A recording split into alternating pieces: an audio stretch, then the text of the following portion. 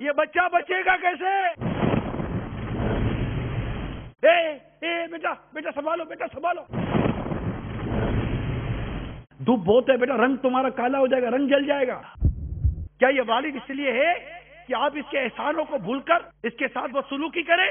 اتنا نکما ہے، اتنا خود گرد ہے۔ بابا تو بیٹا کیا چاہیے؟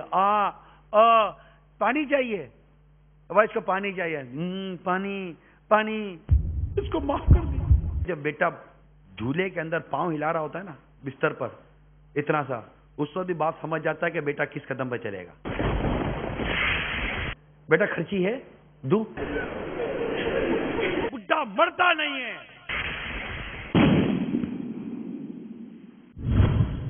کیا باپ کا اس کے علاوہ کوئی اسٹیٹس نہیں ہے تمہارے گھر میں کہ تم نے باپ کو نوٹ کمانے کی مشین بنا کر رکھا؟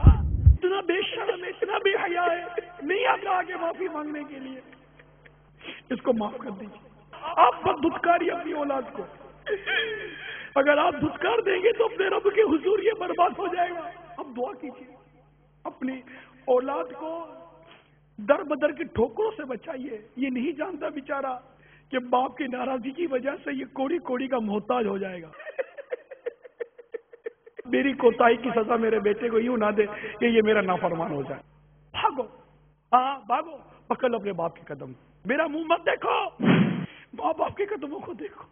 ہو سکتا ہے کہ باپ کے دل میں یہ چاہت پیدا ہو رہی ہو، ابھی گھنٹی بجے کہ میرا بیٹا بولے گا باپ معاف کر دو، وہ اپنے بیٹے کا فون اٹھا لینا۔ کئی سالوں کا والد ہی دنیا سے چلے جائے اور ہم زندگی بھر یہ احساس لے کر روتے رہے، کاش میں اپنے باپ کو راضی کر لیتا۔